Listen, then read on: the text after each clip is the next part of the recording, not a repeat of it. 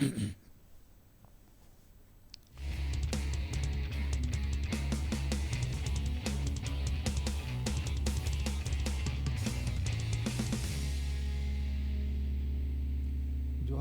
नमस्कार।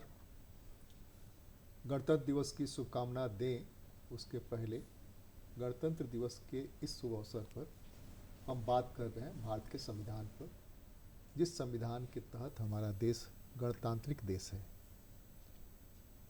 इसकी सिंपल परिभाषा है जनता से, जनता द्वारा, जनता के लिए। सब कुछ जनता ही है, इसमें सब जगह इक्वलिटी दिखेगा आपको। संविधान में जब शुरू करते हैं किसी भी किताब को तो उसमें एक प्रस्तावना होती है जो लगभग निचोड़ होता है। भारत के संविधान का निचोड़ भी उसी प्रस्तावना में है। तो एक बार मैं प्रस्तावना पढ़ता हूँ और उसी पर हम लोग चर्चा करेंगे, चर्चा को केंद्रित रखेंगे। ऐसा क्या है, क्यों है कि इन 75 सालों में जो समता समानता आनी चाहिए थी, वह समता समानता उस रूप में नहीं दिखाई दे रही है जो अपेक्षा की जाती है। आखिर मामला कहाँ अटक जाता है? यही एक संविधान है जिस संविधान के तहत एक मामूली से मामूली आदमी भी सर्वोच्च पद पर पहुंच सकता है, चाहे वो कोई पद हो। उसमें अवसर की समानता में कितना ज़्यादा प्रगति होना चाहिए था और कहाँ हम खड़े हैं, यह भी एक मुद्दा है। इसलिए कि अक्सर अवसर के मामले में बात उठती रहती है, बहस होती रहती है, मुद्दे बनते रहते हैं कि अवसर में हम कहीं ना कहीं चुक जाते हैं, अवसर में समानता नहीं है। उसके नहीं होने के भी बहुत सारे कारण हैं। आर्थिक कारण है, सामाजिक कारण है, और इन सामाजिक आर्थिक कारणों को दूर करने की जवाबदेही सिर्फ सरकार नहीं, समाज की भी थी, समाज की भी है। सरकार और समाज दोनों की है। तो मैं प्रस्तावना पढ़ता हूँ, उस प्रस्तावना पर हम लोग फोकस करके आज बात करेंगे बीच बहस में। प्रस्तावना में लिखता है कि हम भारत के लोग भारत को संपूर्ण प्रभुत्व संपन्न समाजवादी पंथ निरपेक्ष लोकतंत्रात्मक गणराज्य बनाने के लिए तथा उसके समस्त नागरिकों को सामाजिक, आर्थिक और राजनीतिक न्याय, विचार, अभिव्यक्ति, विश्वास, धर्म और उपासना की स्वतंत्रता, प्रतिष्ठा और अवसर की समता प्राप्त कराने के लिए तथा उन सब में व्यक्ति की गरिमा, ये बहुत बड़ी चीज़ है, व्यक्ति की गरिमा और राष्ट्र की एकता और अखंडता सुनिश्चित करने वाली बंधुता बढ़ाने के लिए दृढ़ संकल्प होकर हम अपनी इस संविधान सभा में आज 26 जनवरी 1949 को एतद द्वारा संविधान को अंगीकृत, अधिनियमित और आत्मार्पित करते हैं। इस संविधान को किसी सरकार ने नहीं बनाया, संविधान सभा ने बनाया और हम भारत के लोग यानी कि पूरी जनता ने बनाया, और जनता ने ही इसको एडॉप्ट भी किया। ये इसकी खूबसूरती देखिए कि जनता ने बनाया, जनता ने ही इसको अडॉप्ट किया और जनता ने ही इसको अधिनियमित भी किया, नोटिफाई भी किया। अब हम आप पैनलिस्ट से बात करते हैं, पहले परिचय कराते हैं। हमारे साथ हैं बीके गोस्वामी साहब, जो राज्य उपभोक्ता आयोग के अध्यक्ष हैं और झारखंड विधिक सेवा प्राधिकार के सदस्य सचिव रह चुके हैं, विभिन्न जिलों में प्रधान न्यायाधीश रह चुके हैं। आपका स्वागत है। हमारे साथ हैं प्रोफेसर बीपी सिंह साहब, जो विनोबा भावे विश्वविद्यालय में एचओडी पॉलिटिकल साइंस से रिटायर हुए हैं, डीन भी थे वहाँ पर। आपका भी स्वागत है। हमारे साथ है प्रोफेसर देवव्रत, जो प्राध्यापक हैं मास कम्युनिकेशन झारखंड केंद्रीय विश्वविद्यालय में, और हमारे साथ हैं डॉक्टर प्रज्ञान पुष्पांजलि, जो व्यवसाय प्रशासन विभाग केंद्रीय विश्वविद्यालय झारखंड में प्राध्यापक है। आप सबका स्वागत, सबको जोहार, सबको नमस्कार। हमारे साथ स्टूडेंट्स हैं जो खास करके मास कम्युनिकेशन के हैं, झारखंड सेंट्रल यूनिवर्सिटी के, उनको भी हम शामिल करेंगे इस पूरी बातचीत में। गोस्वामी साहब, मैं आपसे शुरू करता हूँ। आप इस प्रस्तावना को और 75 साल, ये दोनों को देख करके लगता है कि हम कहाँ खड़े हैं? देखिए, अभी आप सभी को नमस्कार, जोहार। आपने अभी प्रस्तावना को पढ़ा। 3 पार्ट में ये प्रस्तावना है मुख्यतः। सामाजिक, आर्थिक, राजनीतिक न्याय, विचार, व्यक्ति, विश्वास, धर्म और उपासना की स्वतंत्रता। एक हो गया स्वतंत्रता, जो 19 में साथ दिया हुआ आप देखे होंगे। प्रतिष्ठा और अवसर की समानता, जो मुख्यतः आज का टॉपिक है, उन्हें प्राप्त करने और व्यक्ति को, नागरिक को न्याय और गरिमा के साथ जीने की स्वतंत्रता, ये स्वतंत्रता को आप ऊपर में ही ले जाइए। तो बेसिकली स्वतंत्रता और समता और गरिमा के साथ जीने की स्वतंत्रता, जो आर्टिकल 21 में है, गरिमा के साथ पर्सनल लाइफ एंड लिबर्टी। तो टॉपिक ये उठा कि क्या हम समानता या समता मूलक सिद्धांत पर समाज को सुनिश्चित कर पाए हैं जो संविधान में समानता का सिद्धांत उद्घोषित किया गया। मेरा जवाब होगा कि बहुत कुछ, अगर मैं कहूँ कि हाँ 90% तक इसको सुनिश्चित किया गया है। देखिए डेवलपिंग स्टेज है ये। अगर मैं अपने क्षेत्र विशेष से शुरू करूं, जो मैं न्याय के क्षेत्र में हूं, हमारे यहाँ एक 39 कैपिटल ए है ये संविधान में। देखिए संविधान का निचोड़, जैसा आपने कहा, मैं इसको दूसरा शब्द दे रहा हूँ, आत्मा। ये पूरा संविधान जो 395 आर्टिकल में विस्तृत है, ये इसी का एक एक्सटेंशन कह लें, उसकी आत्मा इसमें है। अब इसमें जो कुछ भी निहित है उसको, उद्देश्य को प्राप्त करने के लिए हमें भिन्न भिन्न कानून, रूल, विनियम, नियम, रेगुलेशन इत्यादि भारत सरकार को, राज्य को यानी स्टेट को, राज्य में तो सभी आ जाते हैं, माने सरकारों को बनाना पड़ता है।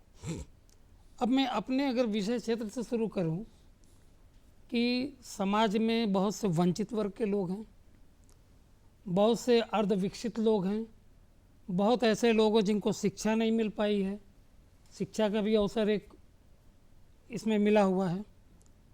जब ऐसे लोग किसी प्रकार की समस्या से ग्रस्त होते हैं, कानूनी समस्या हो, राजनीतिक समस्या हो, आर्थिक समस्या हो, व्यापारिक समस्या हो और न्याय के बिंदु पर सफलता प्राप्त करने की समस्या उनकी हो, तो संविधान में इसको तो 1950 से डाला हुआ है। मगर अगर इसको असली जामा पहनाया सरकारों ने, क्योंकि देखा गया कि वंचित वर्ग, कुछ वर्ग ऐसे हैं जो कमज़ोर हैं आर्थिक रूप से, सामाजिक रूप से, शैक्षणिक रूप से जो कमज़ोर हैं, उनको अपनी समता का जो अधिकार है सरकार के विभिन्न अंगों में, व्यवस्थापिका हो, न्यायपालिका हो और कार्यपालिका हो, यही 3 अंगों से हमारे सब कार्य संचालित होते हैं। इनके समक्ष अगर हम कुछ भी क्लेम करने जाते हैं तो हमें वो कैसे प्राप्त हो। एक सारवान आदमी है, जो समर्थवान आदमी है, वो तो हर चीज़ें उपलब्ध करा सकता है, 10 वकील रख सकता है, 10 पड़ोस के लोग उसके साथ दे सकते हैं। मगर जो वंचित है शैक्षणिक रूप से, जो दिमाग से भी ठीक नहीं है, समाज में भी वो पिछड़ा हुआ है, उसके लिए क्या करें। तब एक व्यवस्था की गई कि समाज में आर्थिक, शैक्षणिक, सामाजिक ऐसे रूप से जो पिछड़े लोग हैं, इनको संविधान में व्यवस्था की गई कि इनके लिए लीगल एड दिया जाएगा। अब हम न्याय की समता की ओर आ रहे हैं। एक पक्ष उसका लीगल एड देकर के हम किसको प्रबल कर रहे हैं, किसको अवलंबन दे रहे हैं, उन गरीब लोगों को जिनके पास वकील रखने का पैसा नहीं। कोर्ट फ़ी, भारत के हर मुकदमे पर कोर्ट फ़ी लगती है, सिविल मुकदमों पर, क्रिमिनल पर नहीं लगती। अब भारत में हर मुकदमे पर कोर्ट फ़ी लगेगी, वो गरीब कहाँ से देगा, जो गांव में अभी 2 जून की भोजन भी नहीं चला पाता है। तब उसकी व्यवस्था की गई कि वो भी लीगल एड से मिलेगा। वो लीगल एड की जिसके कभी हम हेड हुआ करते थे, झारखंड राज्य विधिक सेवा प्राधिकार। तो 39 कैपिटल ए में एक संगठन बनाया गया, national legal services authority act, NALSA, जिले स्टेट पर सालसा, SLS, जिसको जैसे झारखंड में झालसा बोलते हैं, डिस्ट्रिक्ट में DLS से बोलते हैं, डिस्ट्रिक्ट लीगल सर्विसेज अथॉरिटी। तो इसमें सारी व्यवस्था की गई कि एक वंचित वर्ग परेशान होकर के आपके पास आता है, अपने इन 3 सरकारी अंगों से किसी भी प्रकार की न्याय मांगने, वो चाहे स्वतंत्रता का अधिकार हो, राजनैतिक हो, सामाजिक हो, आर्थिक हो, अभिव्यक्ति वाली भी हो, कि सर हम भाषण दे रहे थे और सरकार को बुरा लग गया, हमको जेल में डाल दिया, हम तो कोई वकील नहीं कर पा रहे हैं। तो इन सब में अगर देखा जाए तो सारे अवसर की समानता और स्वतंत्रता बिखर जाएगी अगर उसको हम न्याय नहीं दे पाएँ। अगर न्याय पाने में वो अनुपलब्ध है, अगर उसको उपलब्ध नहीं करा पाते हैं तो उसकी सारी समता स्वतंत्रता के व्याख्यान सब कपोल कल्पित रहेंगे और संविधान में लिखा हुआ कुछ भी उसके लिए उजागर नहीं है, सारवान नहीं होगा। दूसरी चीज़, अब समता को हम दूसरे दृष्टि से देखते हैं कि न्याय उसको दिलाने के लिए पुलिस परेशान कर रही है, उसके लिए लीगल एड एक व्यवस्था की गई। प्रधानमंत्री कार्यालय से किसी प्रकार से उसको परेशानी है तो वो इसी लीगल एड के माध्यम से अपनी बात को स्पाउस करेगा, रखेगा। अब दूसरे प्रकार की स्वतंत्रता, जैसे अभिव्यक्ति की स्वतंत्रता है, अवसर की समानता, अवसर की समानता और न्याय दिलाने की स्वतंत्रता, न्याय लेने की स्वतंत्रता, यही दो समाज में ज़्यादा कारगर रूप से उठाए जाते हैं। वो कोई पॉलिटिकल हो, सामाजिक हो, कोई भी मंच हो। तो समानता के लिए अगर देखा जाए तो जेंडर इक्वलिटी भी है, बच्चों के प्रति अन्याय न हो, बच्चों को एक सामान्य बच्चे, आप स्कूलों में देखते होंगे ड्रेस क्यों लाया जाता है, इसलिए कि लखपति बाप के बच्चे को भी ना पहचान सके कि ये लखपति है, और ये गरीब प्रधान जी का बेटा है, पंचायत प्रमुख का बेटा है, ये भी ना पहचान सके। ये समता लाने का एक तरीका हुआ। अब समता को कानून से कैसे बांधा जाए, तो जब तक समाज में, जहाँ तक सरकारें व्यवस्था करती हैं कि इन वर्गों को हम ये अधिकार देंगे ताकि ये वंचित वर्ग आकर के ये सफल समर्थवान लोगों के साथ खड़े हों। रेलवे की लाइन में महिला भी खड़ी हो तो महिला को अलग से वेटेज मिला कि तुम्हारा नंबर पहले आएगा। उसको क्यों पहले बुलाया गया? क्योंकि वो 20 लोगों की भीड़ और ये 2 महिलाओं की भीड़ है ना, ये 20 लोगों से कंपटीशन कर पावे, इसलिए उसको जरा सा ऊंचा दर्जा दिया गया। ऊंचा दर्जा दे करके हम उसके ऊपर माने कृपा नहीं कर रहे हैं, उसको और समर्थवान बनाने के लिए उसको कुछ विशेष अवसर दे रहे हैं, उसके लिए कुछ विशेष नियम उपनियम बनाया गया ताकि एक क्लास लेजिस्लेशन कर दिया जाए, और जो कुछ कमज़ोर हैं और बेहतर जो कमज़ोर हैं, जो बेहतर हैं और उनसे कुछ नीचे जो लोग हैं, इन नीचे वाले लोगों को बराबर लाने के लिए इनको कुछ हम 100 में 50 नंबर दे के आगे बढ़ा दें या 100 में 60 वाले को बराबर ले आवें। ये कानून की परिभाषा के तहत भिन्न भिन्न कानून अलग अलग क्षेत्रों में बनाए गए हैं, और ये समता का दृष्टिकोण मुझे लगता है कि अंबेडकर जी के समय से आज तक इस पर किसी को आपत्ति नहीं है, न मुझे आपत्ति है, न मेरे किसी पैनल को। और मुझे गर्व करना चाहिए कि समता के इस सिद्धांत को लागू कराने के लिए सरकारों ने महिला के लिए हो, अवसर दिलाने के लिए हो, स्वास्थ्य सेवा दिलाने की हो, शिक्षा क्षेत्र में उनको आगे बढ़ाने के लिए हो, प्रोफेसर वीपी सिंह, तो ऐसी व्यवस्था सरकारों ने किया है कि गणतंत्र जो 3 स्तंभों पर खड़ा है, विधायिका, कार्यपालिका और न्यायपालिका, जिनके जो काम है, और अक्सर टकराहट होती रहती है तीनों में, तीनों टकराते रहते हैं, और टकराते तो बहुत ख़राब से टकराते हैं। वो एक सिचुएशन है। दूसरे की जिस गरिमा की हम बात कर रहे हैं, हर किसी की गरिमा की बात, तो इन 75 सालों में एज एकेडमिशियन आप जो पढ़ाते हैं, 40 साल लगभग पढ़ाया आपने, 40 साल जो पढ़ाया और 40 साल में जो बताया बच्चों को, वो कितना हासिल लगता है आपको कि देश कितना हासिल कर पाया है भारत के संविधान की प्रस्तावना के मामले में?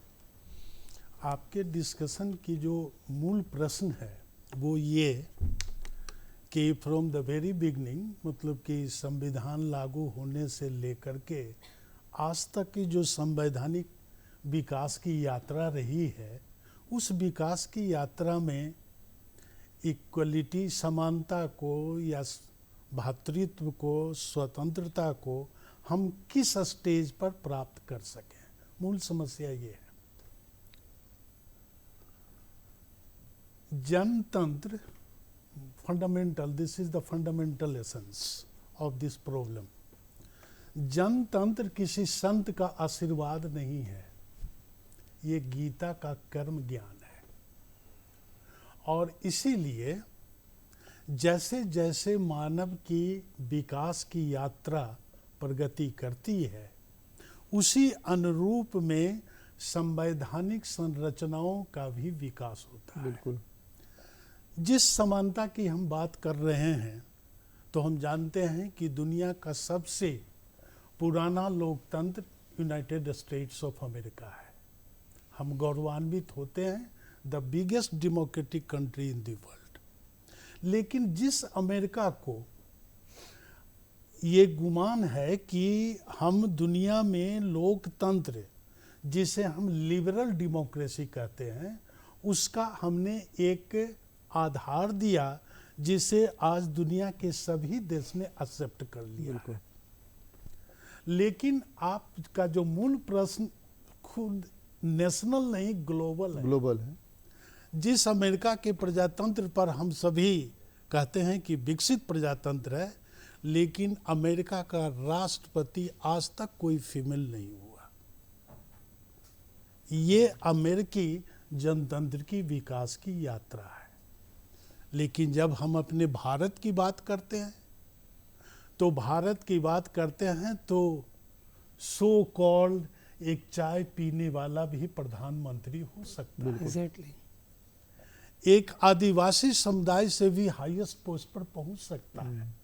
तो उस अनुपात में, उस कंपैरिजन में हम अपने आप को गौरवान्वित हो सकते हैं कि भले ही हम संयुक्त राज्य अमेरिका की तरह पुराना तो नहीं है, लेकिन बिगेस्ट डेमोक्रेसी का जो हमने वैल्यू स्थापित किया है वो दुनिया के लिए अनुकरणीय है। एक फंडामेंटल। दूसरा चीज देखें, भारत के साथ कई देश स्वतंत्र हुए, खास करके पड़ोसी देशों की जो जनतांत्रिक यात्रा है, तो कहीं सेना के बूट के तले, कहीं धर्मांध के तले, लेकिन ये टोटल क्रेडिट इंडियन कॉन्स्टिट्यूशन की है और प्रियम्बुल की है कि ये 75 साल की ऐतिहासिक यात्रा मात्र मात्रात्मक नहीं, गुणात्मक परिवर्तन है। और यही गुणात्मक क्वालिटेटिव चेंज का परिणाम है कि हम प्रधानमंत्री की भी आलोचना करते हैं। और यही जनतंत्र की विकास का फैलाव है, विस्तार है कि प्रधानमंत्री भी कहने के लिए बाध्य होते हैं कि मैं प्रधानमंत्री नहीं, प्रधान सेवक हूँ। मुख्यमंत्री भी कहते हैं कि मैं मुख्य सेवक हूँ। तो ये तो एक्सटेंशन है। तीसरी चीज जो सबसे फंडामेंटल चीज है कि जैसा कि मैंने शुरू में कहा कि किसी भी देश की जनतांत्रिक व्यवस्था जो होती है वो कहीं से किसी आशीर्वाद के रूप में नहीं मिलता है। कि जिस प्रकार से गीता में भगवान कृष्ण ने कर्म का जो ज्ञान दिया, तो जब तक प्रत्येक आदमी, प्रत्येक वी द पीपुल, हम अपने संविधान को फर्स्ट एक्सेप्ट नहीं करेंगे एक, और दूसरा इसके लिए हम खड़े नहीं होंगे, तो ये संवैधानिक यात्रा अधूरी होगी। इसीलिए तो कहा जाता है कि जनता की जागरूकता ही सफलता की शर्त है। इसीलिए अगर दोष है, दोष इस सेंस में है कि हम अभी विकास के क्रम में हैं। American war of democracy, French revolution, जितनी भी क्रांतियां हुई है, उन क्रांतियों की अगर विकास की यात्रा देखें, जनतांत्रिक यात्रा देखें, तो उस अनुपात में, उसके तुलना में हमारी जनतांत्रिक यात्रा उससे कहीं ऊंचाई पर है। इसीलिए समानता हो, इक्वलिटी हो एंड इक्विटी हो, दोनों शब्दों को, इक्वलिटी हो या इक्विटी हो, ये दोनों अभी विकास के क्रम में है। और कोई भी सफलता, ऐसा नहीं लगता है कि आप बचाव की तरफ थोड़ा ज़्यादा है? आपको लगता है कि हमला होगा आप पर, इसलिए बचाव की तरफ थोड़ा ज़्यादा है? जी नहीं, अभी मैंने समाप्त किया। मैं आ रहा हूँ आपकी तरफ फिर आऊँगा। प्रोफेसर देवव्रत से थोड़ी मैं बात अच्छा, करता हूँ। आप बताइए। मेरा ये कहना है कि संविधान दो बातें कहता है। एक तो समानता का अर्थ है कानून की नज़र में समान है सब लोग, और दूसरा है अवसर की समानता। तो मेरा ज़्यादा ध्यान अवसर की समानता पर है, शायद जिसमें हम लोग, भारत के लोग कहीं ना कहीं पिछड़ रहे हैं। अवसर हैं, लेकिन अवसर का लाभ पिछले 75 साल में कम लोग उठा पाए, क्योंकि हमने शिक्षा पर ध्यान नहीं दिया। 75 साल के सफ़र को देखें तो लगभग 4 पीढ़ियां गुजर गई और हम आज भी साक्षरता की प्रतिशत की जो दर है उसको हासिल नहीं कर पाए। और यही कारण है कि दूर दराज के बहुत सारे समाज, गांव देहात के ऐसे तबके हैं जहां शिक्षित ना होने के कारण, जानकारी के अभाव में और उनके अंदर वो समझ नहीं है, उस वजह से वो अवसरों का लाभ नहीं उठा पाए। तो ऐसे माहौल में हम बराबरी की बात कैसे कर सकते हैं? जैसे एक एलिमेंट ये भी है संविधान में कि आज़ादी के बाद जैसे ही संविधान लागू हुआ तो सरकार ने घोषित किया कि ये जो पुरानी राय बहादुर और पता नहीं क्या क्या पदवियां पहले अंग्रेज़ों के ज़माने में दी जाती थी, वो सब पदवियां अब बंद हैं, अब सब लोग बराबर हैं। लेकिन आप देखेंगे कि बहुत सारे इलाकों में आज भी 75 साल बाद भी जब वहाँ के पुराने राजा सड़कों पर उतरते हैं तो लोग सड़क पर लेट के उनका स्वागत करते हैं, राजा साहब बोलते हैं। तो उससे पता चलता है कि हम मानसिकता में आज भी राजशाही है, कहीं न कहीं आज भी जाति प्रथा जो है, जातिगत जो भेदभाव है, वो बहुत बड़ी समस्या है गांव देहात में। जब हम बराबरी की बात करते हैं, समानता की बात करते हैं, तो क्या हम जातिगत जो भेदभाव है उससे लड़ पाए? तो वो एक मसला है जिस पर सोचना चाहिए। नहीं, लड़ ही नहीं पाए। जिस एग्जीक्यूटिव्स को इसको इम्प्लीमेंट कराना था, एक्सिक्यूट करना था, और समाज के जिन प्रधानों की जिम्मेदारी थी कि इसको ठीक करते, उन लोगों ने ज़्यादा गड़बड़ किया, मुझे लगता है। और जब हम प्रतीक की बात करते हैं, जैसे अभी आपने कहा कि हमारे दलित प्रधानमंत्री थे, एक आदिवासी राष्ट्रपति बन पाए, तो ये सिंबोलिज्म के हिसाब से बहुत बढ़िया लगता है। लेकिन 140 करोड़ की आबादी में हमने यदि सिंबॉलिक तौर से एक नहीं, हम थोड़ा सा ये करते हैं कि अमेरिका पर गर्व कर सकते हैं उसके डेमोक्रेटिक वो के लिए, एटीट्यूड के लिए, लेकिन एक काले पर कोई सिपाही चढ़ करके उसका गर्दन तोड़ देता है ट्रैफिक वो पर, तो क्या हम उसको मानते हैं? क्या अमेरिकी सरकार स्वीकार करती है? उसके खिलाफ कार्रवाई होती है? कितनी कार्रवाई होती है? तो क्या वो गरीबा के साथ वो डेमोक्रेसी है वहां पर? यह भी सवाल है, इस पर भी आएगा, आप बताइए। लेकिन लोकतंत्र की सुंदरता ये भी है कि वहाँ बहुत बड़े लेवल पे उस एक घटना की वजह से आंदोलन हुआ और पूरी दुनिया में उसका विरोध हुआ और सरकार को आगे आकर उसकी सफाई देनी पड़ी। हम तो सफाई देने के बदले कार्रवाई करने की बात कर रहे हैं, सफाई क्यों दे रहे हैं आप? कानून सम्मत कार्रवाई नहीं, कानून सम्मत कार्रवाई करिए। कार्रवाई होती है, हाँ, होती है। लेकिन भारत में जो भेदभाव के आधार पर इतनी सारी घटनाएं हैं जिनकी खबरें भी नहीं बन पाती, हमें उस पर भी देखना बिल्कुल होगा। बिल्कुल, वहीं से तो हम लेके आ रहे हैं ना भाई। हम गर्व कर सकते हैं। कलर डिस्क्रिमिनेशन तो वहाँ प्रिवेल करता ही है। हाँ, कलर डिस्क्रिमिनेशन तो हमारे यहाँ भी छुआछूत प्रिवेल करता है ना। ये गड़बड़ है ना। गड़बड़ ये है कि हमारी सोसाइटी में, ट्राइबल सोसाइटी में भी छुआछूत है। यह जान करके आप दंग रह जाएंगे। और छुआछूत इससे खराब है। वहाँ कारीगर जातियाँ जो है वो नहीं होता है, ये क्या नाम है, छुआते नहीं है। वो कुआं से पानी नहीं भर सकते जिस कुआं से वो पानी भर रहे हैं। तो अमेरिका से हमारी कोई बराबरी नहीं है, नहीं, कोई हम ये प्रतिद्वंदिता अमेरिका भी से नहीं है। बराबरी की हम बात कर ही नहीं रहे। हम ये कह रहे हैं कि सरकारों को और ये प्रधानों को, जो समाज के प्रधान हैं, मुखिया हैं, उनको इन सब चीज़ों को भी देखना चाहिए। हम तो एक खूबसूरत जो संविधान बनाए हैं, उस संविधान के अनुसार हमारा देश बनना चाहिए था ना। अगर अवसर की समानता हम देते। आज के दिन में आरटी है हमारे पास, आरटी लेके क्या करेंगे? अगर क्वालिटी पढ़ाई एजुकेशन नहीं होगा, क्वालिटी एजुकेशन नहीं होगा, तो आरटी लेके क्या करेंगे हम? आरटी लेके क्या करेंगे जब प्राइवेट स्कूल जो है कहेंगे नहीं हम नहीं लेंगे, कुछ नहीं कर सकते हैं आप। कभी सुप्रीम कोर्ट, कभी इस कोर्ट, कभी उस कोर्ट घूमते रहिए आप। नहीं, कोई प्राइवेट स्कूल नहीं कहता है इस पर। नहीं, हम बताएंगे आपको। हम तो उदाहरण के साथ, हम तो बात करते हैं तो बिना उदाहरण के बात नहीं करते हैं। ठीक है देवव्रत जी, आप कंप्लीट करिए। तो मेरा ये कहना था कि शिक्षा एक ऐसा मसला है जिस पर शायद आज़ादी के बाद हम गंभीर होते। और दुनिया में अनेक ऐसे देश हैं, चीन है, जापान है, कोरिया है, यूरोप के बहुत सारे देश हैं जिन्होंने शिक्षा को अपना मूल केंद्र बनाया और 50 साल के भीतर उन्होंने एकदम कायाकल्प कर दिया। क्योंकि अगली पीढ़ियाँ, उनमें वो जो आत्मविश्वास है, जो बराबरी के जो संस्कार हैं, वो शिक्षा के बिना आ ही नहीं सकते। हमने जबकि यहाँ दो अलग अलग किस्म की, अमीरों के लिए अलग और गरीबों के लिए अलग, एक अलग किस्म का शिक्षा व्यवस्था हमने बनाई, जिसका कारण ये हुआ कि एक वो तबका है जो अमीर भी है, शिक्षित भी है, जो अवसरों का ज़्यादा लाभ ले पाया, और एक वो तबका है जो अभी भी सोया हुआ है, अनजान है। नहीं, हम इस पर भी गर्व कर सकते हैं कि पूरी दुनिया में आईटीएंस जो है पूरी दुनिया को चला रहे हैं। बिल्कुल। उतना गर्व करने से, लेकिन हमारे यहाँ जो है जो रिक्शा चालक है वो भी गर्व करने की चीज़ है क्या? नहीं, ये थोड़ा जेंडर इक्वलिटी के बारे में बताइए आप। हाँ, मैं शुरू करूँगी, लेकिन पहले क्योंकि यहाँ छात्र बैठे हैं, मैं थोड़ा सा एक मुद्दा है जो मैं क्लैरिफाई करना चाहती हूँ कि हालांकि हम लोग यहाँ पे डिस्कशन कर रहे हैं संविधान पर और मे बी हम कहीं पर क्रिटिसिज्म भी कर रहे हैं, लेकिन श्रद्धा में हमारी कमी नहीं है। मैं जो भी बोलूँगी, हमारे संविधान के प्रति मेरी जो श्रद्धा है उस पर आप कभी डाउट नहीं कर सकते, ये मैं पहले ही स्पष्ट कर देना चाहती हूँ। दूसरी बात जो मैं ये कहना चाहती हूँ कि हाँ, हम बीच बीच में हमें क्रिटिसिज्म करना चाहिए, because this is called constructive criticism.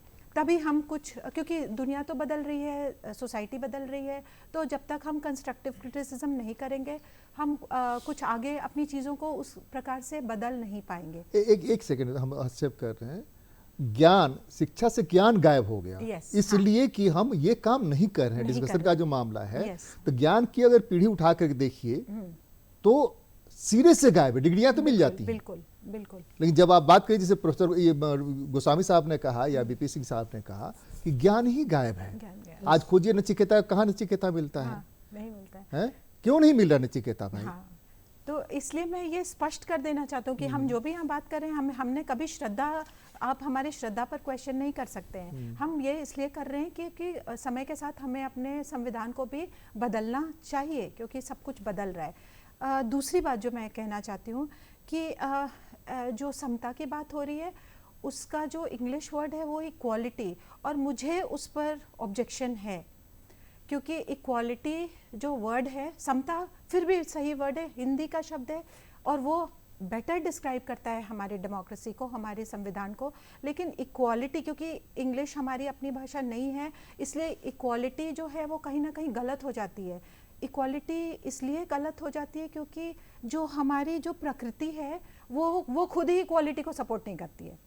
प्रकृति में अगर आप देखेंगे, आप साइंस पढ़ेंगे, आप देखेंगे तो प्रकृति और nature does not support equality, वो इक्वालिटी को सपोर्ट नहीं करती है। इसलिए शायद जब हम इंग्लिश में इसका प्रयोग करते हैं तो हमें एक नए वर्ड को कॉइन करने की ज़रूरत पड़ सकती है। इक्वालिटी जो सही मायने में जो उसका इसेंस है उसको नहीं एक्सप्लेन करती है।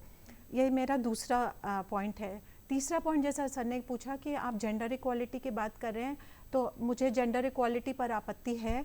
जेंडर दोनों, अब मैं अभी दो ही जेंडर की बात कर रही हूँ, क्योंकि अभी भारत में हम दो ही जेंडर पर डिस्कशन करेंगे।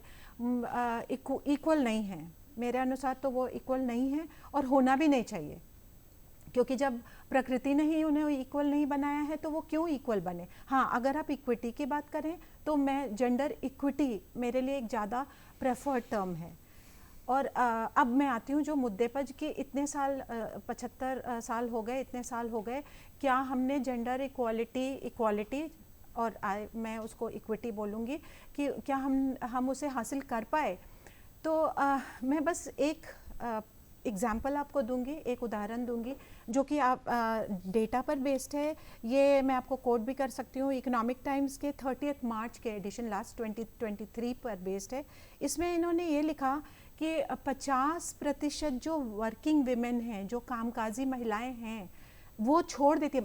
जितनी कामकाजी महिलाएं हैं उनमें से 50% अपने जॉब को छोड़ देती हैं, they take a career break, और उसमें से फिर सिर्फ 27% ही आगे जाती हैं, और उसमें से सिर्फ 16% महिलाएं ही टॉप नॉच या लीडरशिप पोजीशंस पर पहुंच सकती हैं। आप समझ रहे हैं, एक तो लेडीज़ जो हैं, विमेन जो हैं, वो सिर्फ 50% हैं, और तब आप एक तरफ बात करेंगे diversity equity, DIE, diversity inclusion और इक्विटी की, और जब आप कह रहे हैं कि जितनी महिलाएं जो काम में आ रही हैं, मैं नहीं कहती हूँ, मैं मानती हूँ कि एडुकेशन के टर्म्स में विमेन के लिए बहुत काम हुआ है। जो सिचुएशन था आज से 50 साल पहले वो नहीं है। आज विमेन को अपॉर्चुनिटीज़ मिली हैं एडुकेशन के लिए। पर हम इन दोनों के साथ थोड़ा सा स्टेप करने के लिए माफ़ी चाहूँगा। इन दोनों के साथ प्रोफेसर VP सिंह और गोस्वामी जी के साथ मैं जुड़ जाता हूँ कि आज इसी संविधान के तहत सेना के हर मोर्चे पर महिलाएं भी हैं, यस जिन महिलाओं को सेना में घुसने की अनुमति एकदम नहीं। फ्रंट साइड बिल्कुल हाँ एकदम कमीशन सेवा वो तोप चला रही हैं और वो कर रही हैं ठीक है। और जेट उनको फाइटर जी, चला सर मैं ये बोलना चाहती हूँ कि वो वहां तक पहुंच जाती हैं, लेकिन उसके बाद वो करियर ब्रेक लेती हैं, उसके बाद वो छोड़ती हैं अब देखिए, नौकरियां। आपका 50% आप जब ही लड़कियां आप ही की बात में वो छुपा हुआ है। हाँ। आपने जो इक्विटी और इक्वलिटी की बात की Yes, ना, हाँ। तो उसमें आपने अपने खुद कहा कि Yes, दोनों समान नहीं हो सकते, नहीं हो सकते, बिल्कुल नहीं हो नहीं हो सकते। ये सारे बहुत सारे फैक्टर्स बहुत उसके सारे साथ जुड़ factors जाते हैं, हैं। बहुत सारे फैक्टर्स देखिए, जुड़ जाते कोई हैं। नौकरी- लेकिन मैं कंप्लीट कर हाँ। लेती हूँ कि जब 50% महिलाएं जो छोड़ती हैं, मैं खुद ही उस पर एक रिसर्च कर रही हूँ, जिसमें मैंने पाया कि इनको वापस आना, अगर वो 1 साल 2 साल का गैप ले लेती हैं और उसके बाद उन्हें वापस आना पड़ता है, तो वो उनके लिए बहुत मुश्किल होता है। ये हर किसी के लिए, पुरुष के लिए पुरुष भी के है। लिए अगर भी। नौकरी छोड़ दिया तो फिर नौकरी मिलना नौकरी छोड़ दिया तो वापस नौकरी नहीं, लेकिन महिलाओं के साथ ये ज्यादा है। May be correct in respect of private corporate jobs, not in government sector. Government sector में भी गवर्नमेंट सर, सेक्टर में गवर्नमेंट है। सेक्टर में तो ये कानून लागू नहीं हो सकता कि आप 2 साल बाद, मैं अभी नहीं, एक किस्सा मैं बताऊंगा कानून तो की आप बात नहीं अचंभित कर हो रही हूँ। जाएंगे सुन के। मैं कानून की बात नहीं कर रही हूँ, मैं ये कह रही हूँ कि जब वो अपने परिवार के बच्चे हैं, बच्चे छोटे हैं, उनका ध्यान या केयर गिविंग रिस्पॉन्सिबिलिटीज जब उनकी खत्म हो जाती है, तो क्या हम उनको, मैं नहीं कह रही कि उनके लिए आप रिस्पॉन्सिबिलिटी के लिए उन्होंने महीने का छुट्टी दी आपको नहीं। मैटरनिटी छुट्टी नहीं लीव मिलता चाहिए, है। हमें छुट्टी भी नहीं चाहिए। हाँ। मैं ये कह रही हूँ कि आप हमें, मैंने खुद से लिया है वो career break, I am responsible for it, I am not asking you for mercy कि आप मुझे फिर से नौकरी बिल्कुल, दीजिए, बिल्कुल। लेकिन अगर मेरी हैसियत है कि मैं फिर से नौकरी मुझे मिलती हासिल है कर या सकते मैं हैं। चाहती हूँ कि मुझे फिर से नौकरी मिले, क्या आप मुझे सपोर्ट कर रहे हैं? बिल्कुल, क्या एक बिल्कुल। विमेन को सपोर्ट करें कि हाँ, आपको 6 महीने का इंडक्शन प्रोग्राम, हाँ। आपने जो 2 साल गंवाए Gap हैं, उस किया पर था। जो आपने स्किल सेट खो दिया है, उसको आप फिर से रिकवर कर सकें। मैं कभी भी नहीं चाहती हूँ कि हमें भीख में नौकरियां मिले, बिल्कुल, बिल्कुल। लेकिन आप एक अपॉर्चुनिटी देखिए, दें। हम भीख की बात, हम तो गरिमा की बात कर रहे Opportunity हैं। increase हम तो होनी सब चाहिए। सबके Yes, exactly. की गरिमा की बात कर रहे गरिमा हैं। की बात इसलिए है। हमारे हमको जो भी मिले, हम जहाँ खड़े हैं वहाँ बहुत इस तरह के फोन आते हैं, हुजूर माई बाप थोड़ी सी मदद कर दी। हाँ। हम बोले हम ना हुजूर है ना माई बाप। ठीक है, दूसरे की आप कोई भी बात करनी, सीधे बात करिए, गिड़गिड़ाइए नहीं। बिल्कुल बिल्कुल। तो हम अब कर सकते हैं तो हम आपकी मदद करेंगे, नहीं कर सकते तो मना कर देंगे, ये, भाई हम हाँ, नहीं कर एकदम सकते हैं। बिल्कुल। और हमें वही मैं कह रही हूँ कि जैसे प्राइवेट में तो ये है, डेलॉयट है, कंपनीज जैसे कि गूगल कंपनी है, वो लोग 12 वीक्स 16 वीक्स की प्रोग्राम्स चलाती हैं, इंडक्शन फॉर विमेन, रिटर्नशिप इनिशिएटिव्स। तो उसमें क्या है कि जब विमेन आती हैं, वो उनको ट्रेनिंग मिल गई, अगर डेलॉयट को लगता है कि हाँ अब ये लायक हैं, तो उन्हें अब्जॉर्ब करता है, नहीं तो नहीं करता है।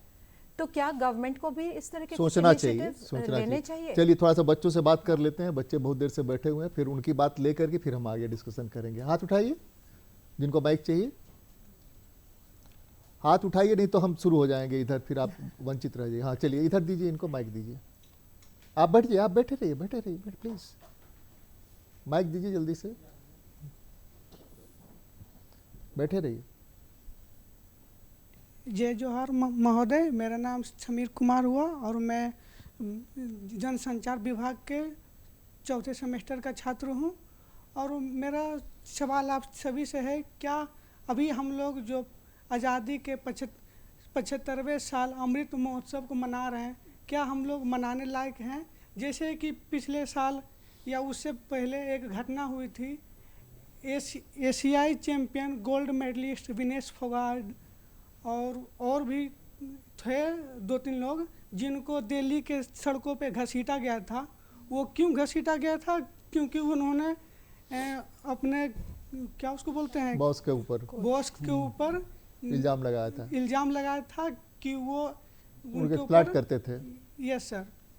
और जो ब्रिजभूषण है वो लोकसभा के सदस्य रहे हैं, तो उन लोकसभा के सदस्य जिनको वो लोकसभा में प्रधानमंत्री बैठा रहे हैं, जिनके ऊपर चार्ज लगा है, लंबा नहीं, और जो विनेश फोगाट गोल्ड मेडलिस्ट हैं, उनको घसीटा जा रहा, तो क्या हम लोग अमृत काल मनाने लायक है? बिल्कुल। हाँ दीजिए। मैं बोलूँ क्या? नहीं, बात करें ना, आप ले लीजिए ना, सवाल आप ही के पास जाएगा। जोहार, मैं रिया राज, जनसंचार विभाग के केंद्रीय विश्वविद्यालय की छात्रा। मेरा सवाल गोस्वामी सर आपसे है, क्योंकि कहीं ना कहीं समानता की बात कर रहे हैं, वो हमारे न्याय से रिलेटेड है। न्याय जो हमें समानता का पाठ पढ़ाता है, तो क्या हमें ये सोचने की विचार है कि आखिर क्या सिस्टम है ऐसा जो न्याय इतना देर करता है जजमेंट सुनाने में? आखिर क्यों इतना लंबा लंबा केसेस पेंडिंग रह जाता है? इतना टाइम क्यों लगता है समानता की बात? Okay next. अच्छा, बड़ा रिसेंटली क्वेश्चन है। सर्वप्रथम तो आप Very सभी good. को जोहार। मेरा नाम स्मृति है और मैं जनसंचार विभाग केंद्रीय विश्वविद्यालय की छात्रा हूँ। सर मेरा सवाल है आप बता दो किससे है? हाँ। नहीं बोल। सवाल मेरा था कि जब बात हमारे संविधान पे आती है तो एक टर्म है आरक्षण, जिस पे बहुत सवाल उठता है। तो सर मेरा सवाल आरक्षण से जुड़ा हुआ है। आज भी कहीं ना कहीं आरक्षण में मतभेद देखा गया है। मुझे लगता है कि वो आर्थिक रूप पे होना चाहिए, ना कि जातीय तौर पर, क्योंकि ऊंचे वर्ग के भी ऐसे विद्यार्थी होते हैं जिनकी आर्थिक स्थिति अच्छी नहीं होती, पर सिर्फ चंद नंबरों के चलते वो नौकरी से वंचित रह ठीक, जाते हैं। आ गए आपके सवाल पर। नेक्स्ट। नमस्कार, मैं उत्कर्ष केंद्रीय विश्वविद्यालय का छात्र। मैम मेरा सवाल आपसे है कि आपने जेंडर इक्वालिटी ना कहकर जेंडर इक्विटी का, तो मैं चाहूँगा कि आप इसे स्पष्ट करें कि आपकी मंशा क्या कहना चाहेंगे। नमस्कार, मेरा नाम मृत्युंजय कुमार और मैं जनसंचार विभाग का सेकेंड वर्ष का और सेकेंड सेमेस्टर का छात्र हूँ।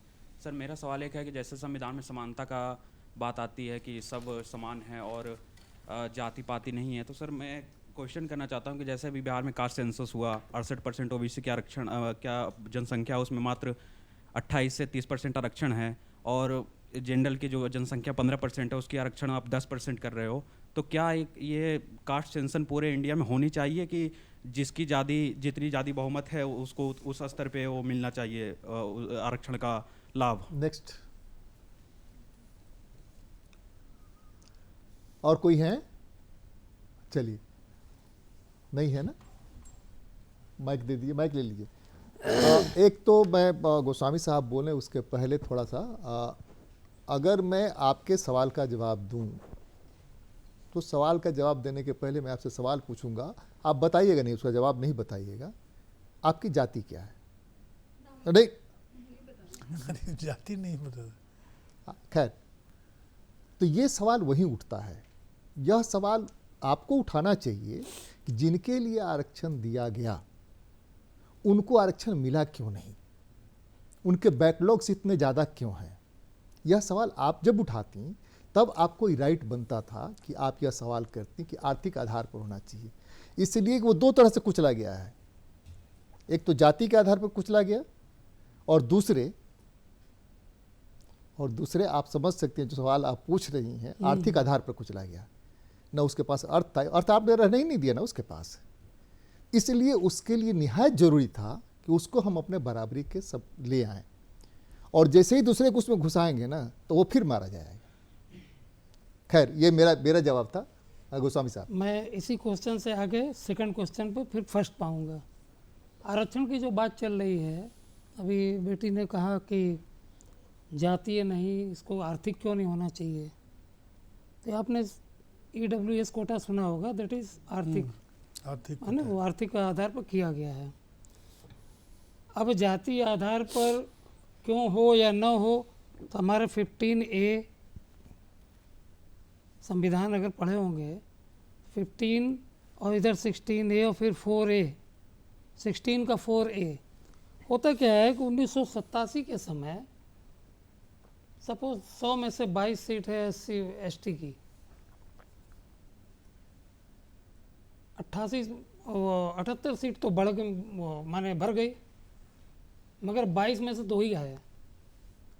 क्यों? कि उनको रखा गया था कि आपको 100 में से 27 लाना कम से कम जरूरी है, मिनिमम क्वालिफिकेशन है ना, मिनिमम क्वालिफिकेशन। और जनरल के लिए कहा गया आपको कम से कम 50 लाना जरूरी है, तो 50 वाले तो आगे सब भर गए। मगर ये 100 में से जो 27 लाना था, 25 लाना था, वो भी नहीं लाया। ऐसे 2 तो मिले, तो 22 में से 2 सीट भर पाई, 20 सीट खाली रह गई। फिर अगली बार सीटें और बढ़ी, अगली बार वैकेंसी आई तो 20 के जो 22 वाला कोटा जो, तो 20 पहले का, नेक्स्ट 22 42 हो गया। अगली बार फिर जो है 4 बच्चे आए, मैं बच्चे इस्तेमाल कर रहा हूँ कैंडिडेट की जगह, तो 42 के जगह 38 खाली रह गई। अब आप देखिए कि जो हमारी मूल है, हमारे भाई ने अभी देवव्रत साहब ने कहा शिक्षा, हम समता मूलक शिक्षा क्यों नहीं दे सकते? अगर हम समता मूलक शिक्षा, गुणवान शिक्षा अगर दे देते तो शिक्षा में आरक्षण दे करके वो जाति हो, आर्थिक हो, दूसरा बिंदु हो सकता है, मगर उस आरक्षण में, शिक्षा में आरक्षण दे के हम उसको एक पेडेस्टल पर ला के खड़ा करते, तब वो जो 22 वाला पूरा सीट भर जाता। नतीजा क्या हुआ? एबीएस के शोषित कर्मचारी संघ बनाम भारत संघ 1987, पढ़िएगा कभी, गूगल बाबा से पूछिएगा। सुप्रीम कोर्ट ने कहा कि ये क्या मजाक है, 22 सीट खाली रह गई, अगले साल फिर वो 42 हो गई, फिर 38 हो गई। तब सुप्रीम कोर्ट ने कहा कि जो बची है जनरल से भर देंगे। मैं समता को कहाँ से डिरेल किया गया, समता को कहाँ से डिरेल किया गया? तब हुआ क्या कि अब ये जो बची हुई सीट है इसको भर दिया जनरल से। नतीजा क्या हुआ? कहीं कहीं इसमें लोग अपना तरीका खोजने लगे,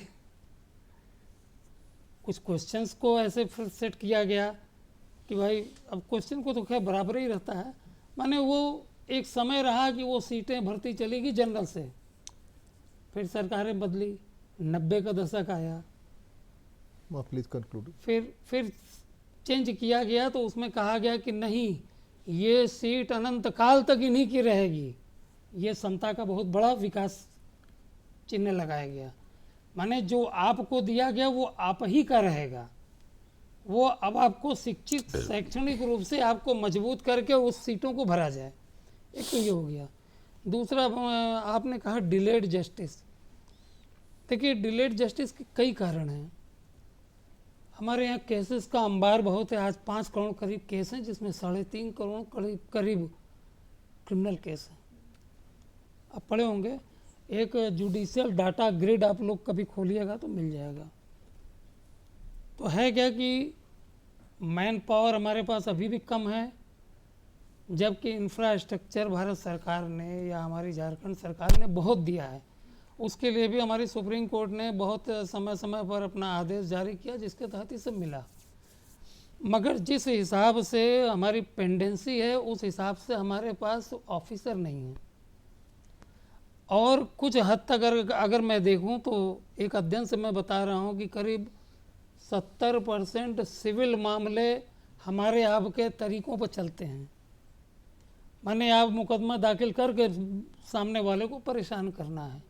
ये भी ठीक है कि उसको चेक अपॉन करना, कंट्रोल करना हमारी जिम्मेदारी है। और इन सब के लिए एक मंथन चल रहा है। समय समय पर मिशन मोड में हमारी जुडिशरी ने काम किया है, सुप्रीम कोर्ट, हमारे झारखंड हाई कोर्ट, देश के सभी न्यायालयों ने। मगर ये अभी भी बिग प्रॉब्लम है। मगर आज भी कुछ राज्यों में फाइलिंग से ज़्यादा डिस्पोजल होना शुरू हो गया है। ये एक बहुत बड़ा शुभ संकेत है कि हम इसको ब्रॉड डाउन कर रहे हैं। जो पेंडेंसी है, जो बॉटल नेक्स बना है, वो धीरे धीरे हमारा नीचे आ रहा है और ये निकट भविष्य में और तेज़ी से आएगा, इसकी हम कामना करते हैं। श्योर नहीं कर सकते। 3 आपराधिक न्याय कानून जो पारित हुए हैं, इसी दिशा में एक प्रयास है। बताइए। हाँ, पहला जो तुमने रिजर्वेशन की बात की, तो उसमें 2 फंडामेंटल क्वेश्चन है। पहला क्वेश्चन तो ये है कि क्या reservation is against right to equality? पहला क्वेश्चन ये। अक्सर लोग, बुद्धिजीवी लोग इसको उठाया करते हैं, उनका मेंटल डाइजेशन होता है इससे। तो वो रिजर्वेशन इसलिए है क्योंकि प्राचीन काल से लेकर के भारत में कुछ जातियां, समाज के कुछ तबके ऐसे रहे हैं जो कि पिछड़े हुए रहे हैं। तो आखिर वो आपके बराबर कैसे बैठेंगे? तो बैठने के लिए आवश्यक है कि उनको कुछ सहारा चाहिए। अगर उनको सहारा आप नहीं देंगे तो वो हमेशा नीचे ही रह जाएंगे। तो reservation has been introduced in the constitution to maintain equality rather than against equality.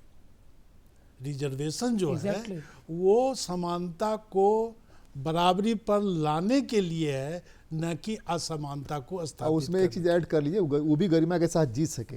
हाँ, उसको भी गरिमा के साथ जीने शिक्षा जहाँ होगी, गरिमा तो अपने आप पा जाएगा। दूसरी बात कि संविधान में जो रिजर्वेशन मूल संविधान में है, वो इकोनॉमिक कंडीशन पर नहीं है, वो सोशल एंड कल्चरल कंडीशन पर है, सामाजिक एवं सांस्कृतिक आधार पर। इसीलिए मूल संविधान में या जो शुरुआत जो की गई रिजर्वेशन में, उसमें आर्थिक आधार नहीं दिया गया, क्योंकि भारत में सामाजिक संरचना जो है, उस सामाजिक संरचना में सदियों से जो छुआछूत या हेय दृष्टि की जो भावना, जो क्लासिफिकेशन था, उसी क्लासिफिकेशन को समाप्त करने के लिए ये रिजर्वेशन लाया गया। इसीलिए इकोनॉमिक कंडीशन पर नहीं, social condition, society and cultural condition पर। जैसे आपने गरीब की बात की कि ऊंची जातियों में भी गरीब हैं, इसी आधार पर आप बोल रहे हैं। लेकिन क्या आपने, माने बिल्कुल फ्रैंक मूड में, ऊंची जातियां जो गरीब हैं और जो नीची जातियां जो गरीब हैं, दोनों इक्वलिटी बैठते हैं? अभी भी ये है। तो इस प्रकार से बराबरी को लाने के लिए, इक्वलिटी मेंटेनेंस के लिए, social and cultural equality has become life line in Indian constitution. Economic condition तो बाद में बहुत सारे कंसिडरेशन के आधार पर आया।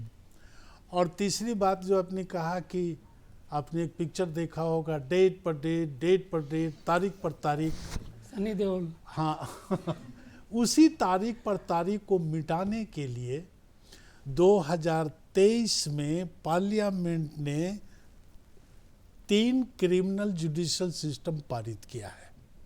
तो मोटे तौर पर ये है कि न्याय ट्रांसपेरेंट हो।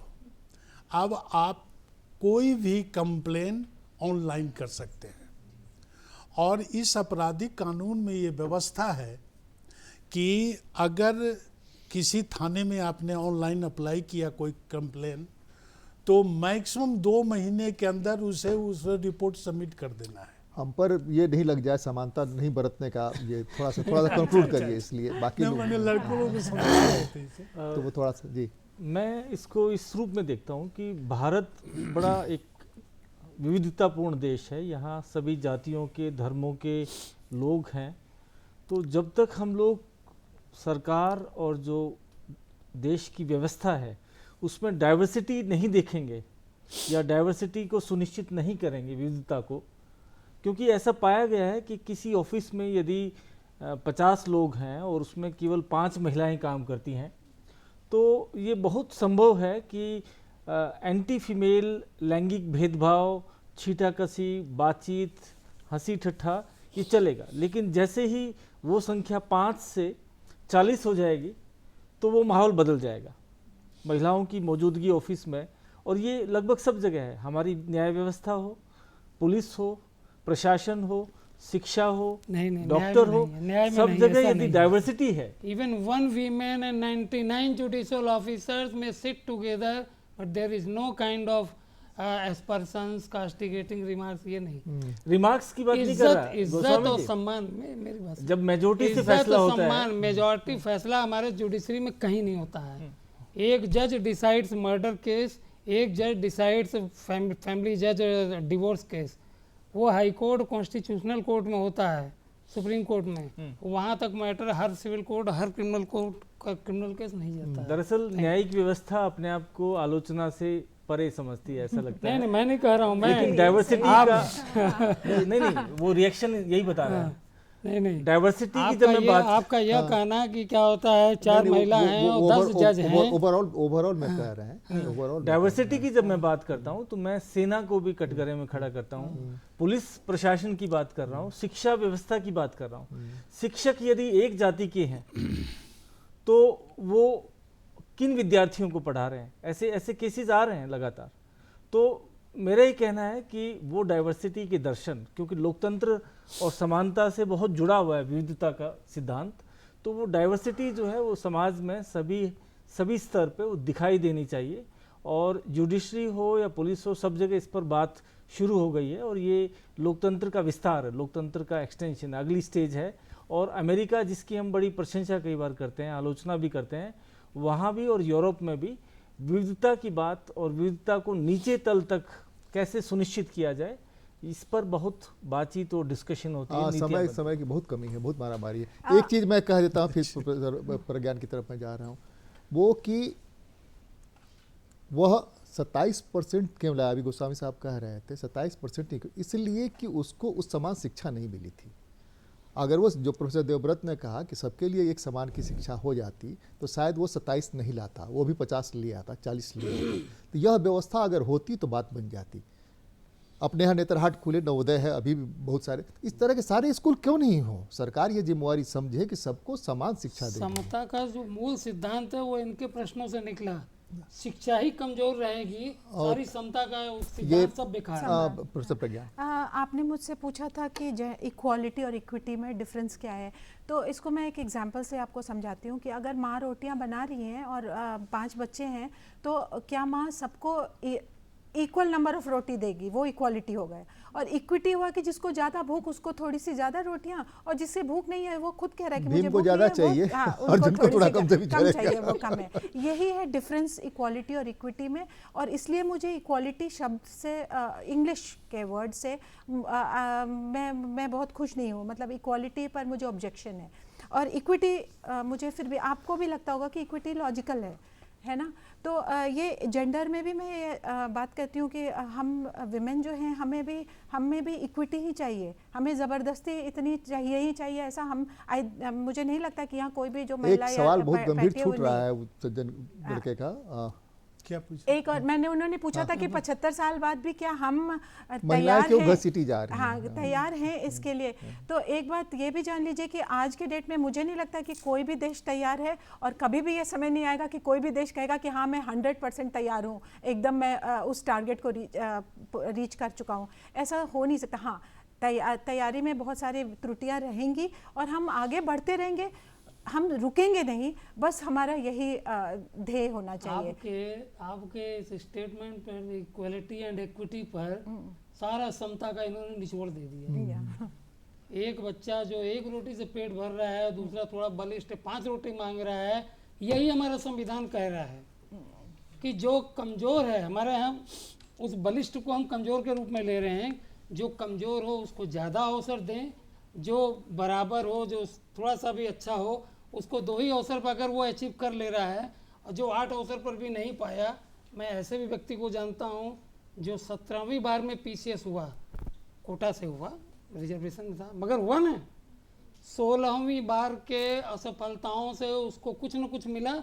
अगर वो आरक्षण नहीं होता तो 17वीं बार में क्या हो, 5वीं बार में बाहर हो जाता। लेकिन मेरे ख्याल से जो समतामूलक सिद्धांत अवसर उसको कितना गर्व से मिला। मेरे ख्याल से जो बच्ची पूछ रही थी उसका ये कहना था कि अगर वो खुद ही कहता है कि मुझे और भूख नहीं है, नहीं चाहिए, तो फिर उसको और ज़बरदस्ती क्यों दें? यही आपका क्वेश्चन था।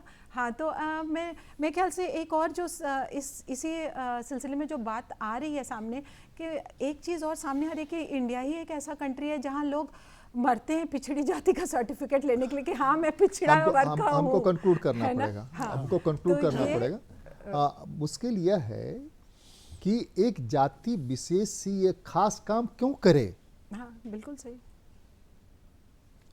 जब मैकेनाइज्ड हो गया, टेक्नोलॉजी इतनी डेवलप कर गई है, तो हर कोई ये काम क्यों नहीं करे। बिल्कुल। और जैसे ही वो कंप्यूटर ये कहना है उठाता है, ये मशीन उठाता है साफ करने वाला, उसे सफाई करता है, तो सब जातियां उसमें घुस जाती हैं। हमको भी चाहिए, हमको भी करने में कोई दिक्कत नहीं है।